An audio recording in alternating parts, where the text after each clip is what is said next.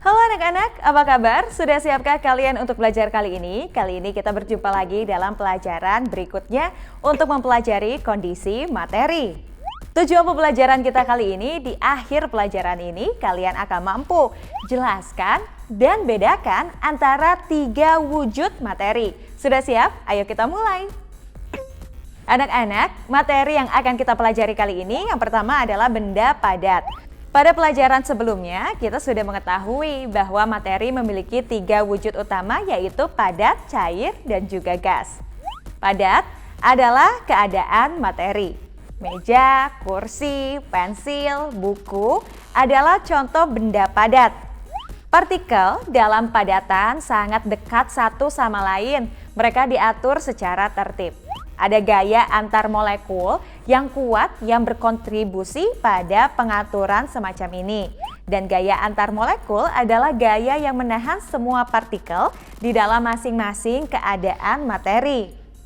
Nah anak-anak, lihatlah ilustrasi berikut ini. Zat padat tidak mudah dikompres karena ruang kosong antar partikel sangat sedikit. Dikemas dengan sangat ketat.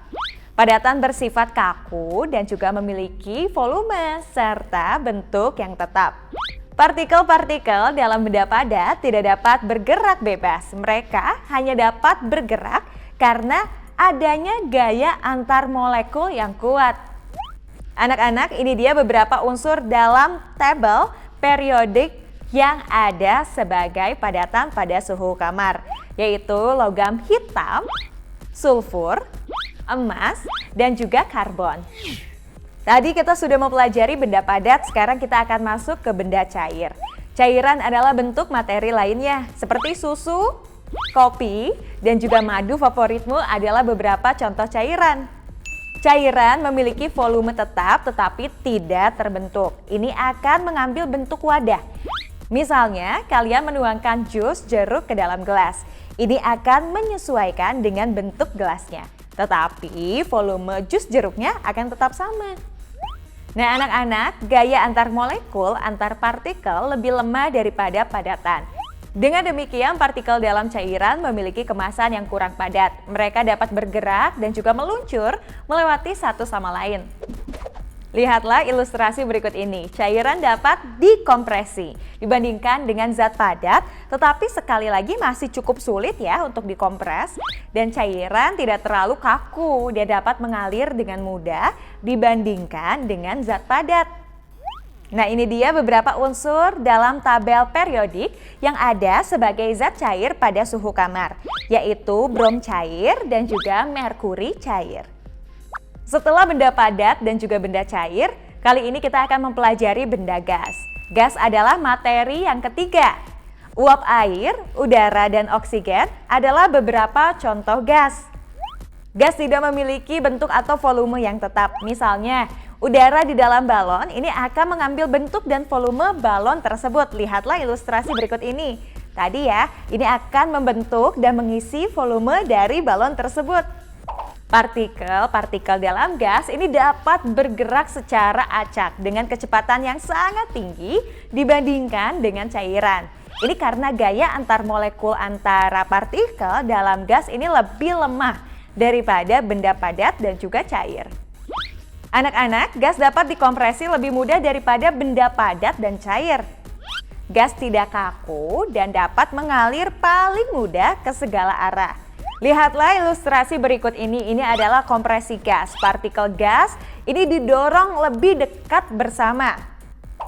Anak-anak, beberapa unsur dalam tabel periodik yang ada sebagai gas pada suhu kamar adalah gas klor, gas fluor, gas hidrogen, dan juga gas oksigen. Ini adalah gas oksigen di dalam silinder. Anak-anak, ini dia perbedaan materi padat, cair, dan juga gas. Untuk padat, bentuk dan volumenya tetap. Sedangkan cair, volumenya tetap, tetapi tidak ada bentuk tetap. Sedangkan untuk gas, tidak ada bentuk dan volumenya yang tetap.